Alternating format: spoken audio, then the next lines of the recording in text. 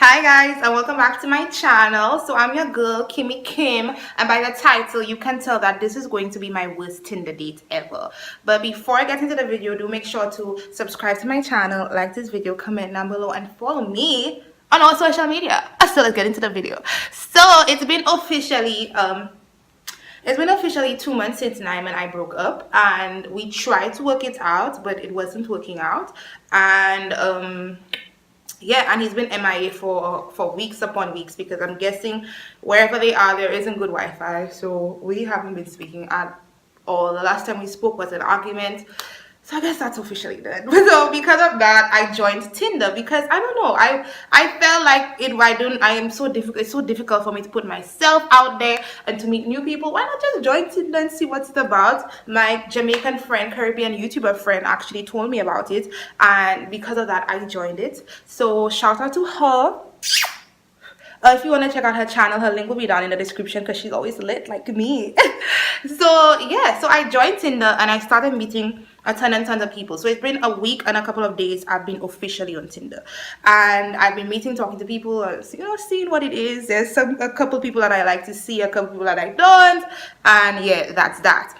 So I've never went on a date in those week. It's just recently that I went on 2 Tinder dates. It happened on the same night.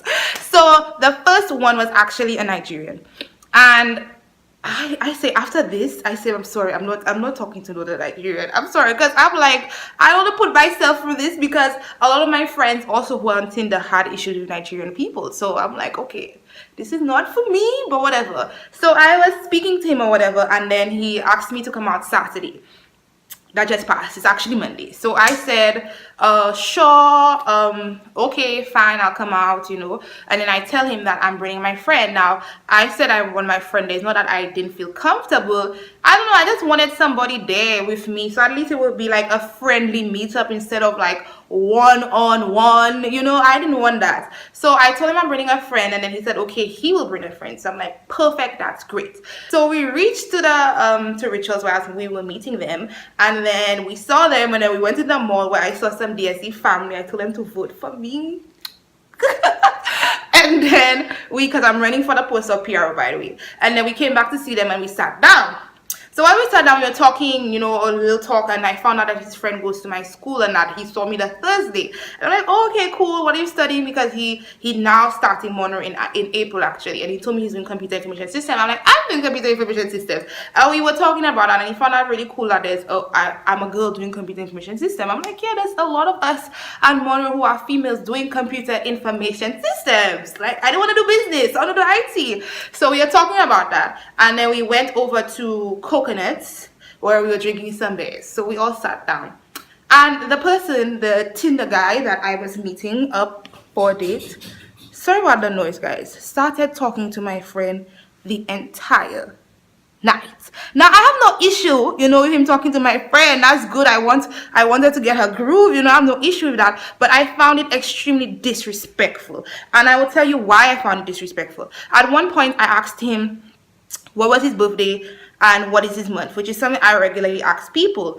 And he was making an issue telling it to me, because apparently I'd asked him prior, and he guessed that I'm supposed to remember shit. But he has to understand that, one, and I'll tell you why I took offense. One, I talk to other men. It's not only you. I have so many men on my phone talking to at the moment. I am not going to remember your name. I am not going to remember your birthday, unless your name is something extremely generic, or your name is something very easy, like Paul, John, or whatever. I remember that, but not your name. It's like I didn't get it, so I wouldn't have remembered your birthday or your month. So I'm going to ask again, because I didn't remember asking. Not that, because I have been asking so many people.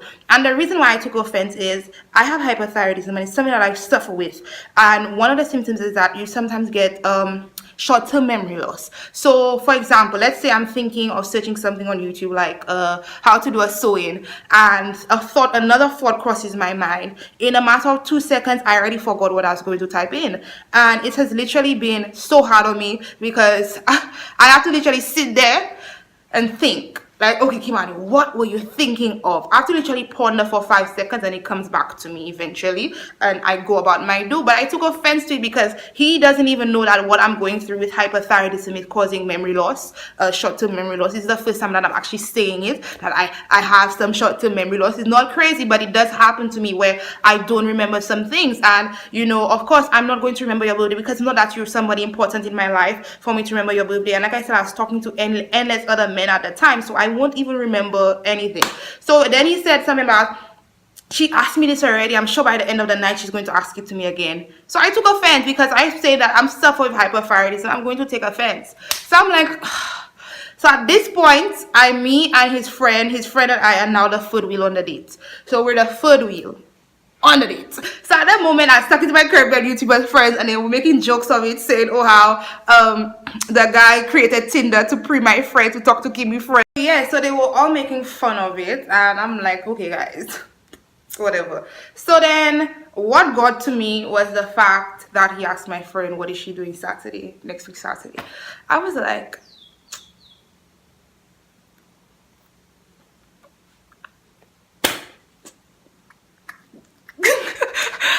like, really? You seriously going to ask my friend out when we supposed to be on a date? I'm like, okay, fine. So I was like, oh my god, this is not a situation that I want to be in. This is not for me. This is not for Kimmy, because from the time you did that, I'm like, okay, I have lost respect for you as an individual. I've lost respect for you as a human being. I have lost respect for you. I don't want to see you or whatever. So his friend even checks in, and his friend was like, you haven't even spoken to her for the entire night. You know that, right? And I just kept my head down talking to my friends. So at the point that I was ready to leave, they were talking to me. They're like, Kimani, just leave the situation. And it was time for me to leave anyway, because I had previously told him that I had leaving at that particular time, so that way I can get bus to go home, because buses kind of stop at a certain time around my area, and I didn't want to be, well, shuttles that is. I didn't want to be stranded. So apparently they had a vehicle. I didn't know that they had a car, whatever. And I came up to my friend. I gave her the option. I told her, like, I am leaving now. You could either come with me and go home too, or stay. So I gave her the option. I didn't want to be like, let's go, we're leaving now. I gave her the option. I said, you could either come with me, go home, or stay. And then she's like, they'll drop you home. Ask them to drop you. I'm like, no, I'm not asking them to drop me. I came here and I'm gonna take my bus home, which I told him that I was going to do. I don't need them to drop me. And she's like, just ask them to drop you. I'm like, no, I'm not asking them to drop me. I waited for her to give me an answer as to what she wanted to do, and then she told me she's staying. So I said, okay, babes, I'm leaving, bye, and I go. I didn't take it no way that she wanted to stay. I'm happy that she was enjoying herself. That's great. But the disrespectful moments for me was when he was speaking to her the entire night, asked her out, and then said some smart remark about I'll ask him by the end of the night again what's his birthday. And that was extremely rude, because you don't know what, to me it was extremely rude, because he doesn't know what I'm going through, especially having hypothyroidism. And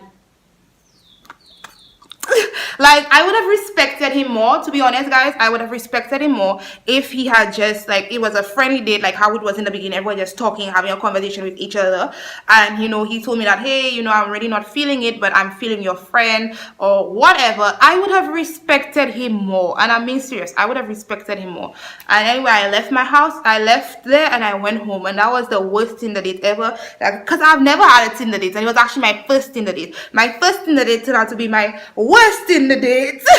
And I was like, wow. I'm like, I was ready. I'm being serious.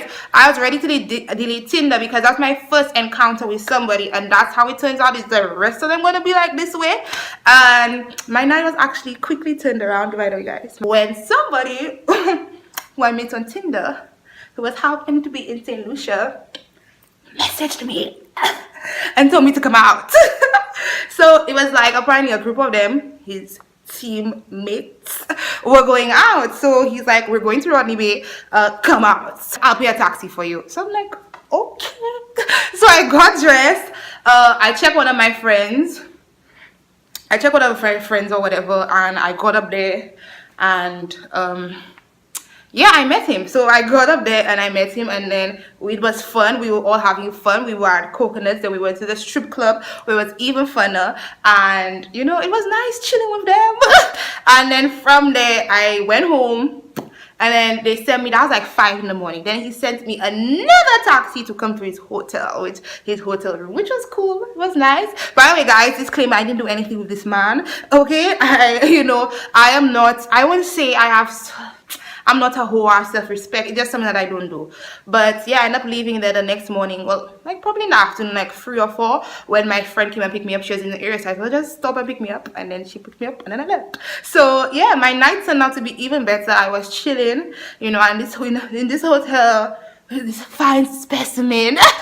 Who is, oh my god, so gorgeous, and he really turned my night around, and it's my worst date turned out to be a great date. So I won't say best date, well, actually best date, because I mean, yeah, I stayed up, I did my schoolwork, and then I went to bed, and it was really lit, really lit. He's really nice. So anyway, guys, if you actually want to hear the story time of my second Tinder date, where I kind of went out with a comment down below and I will do it for you guys. I will, well, I'll ask him first, because I don't know, some people are strange like that. I mean, he was watching my YouTube channel and hear what he says, and yeah, guys, y'all will see it. So comment down below if you want to see that. Anyway, I'm your girl Kimmy Kim, and this was my worst Tinder date. I'm never swiping right on Nigerians or Africans again. I am swiping left on them. And to the guy, I just want to say thank you. To the guy, the thank you to Mr. Man who turned it around. I'm such a hoe. Anyway, guys, I love y'all. If y'all want to see another video, comment down below. Bye.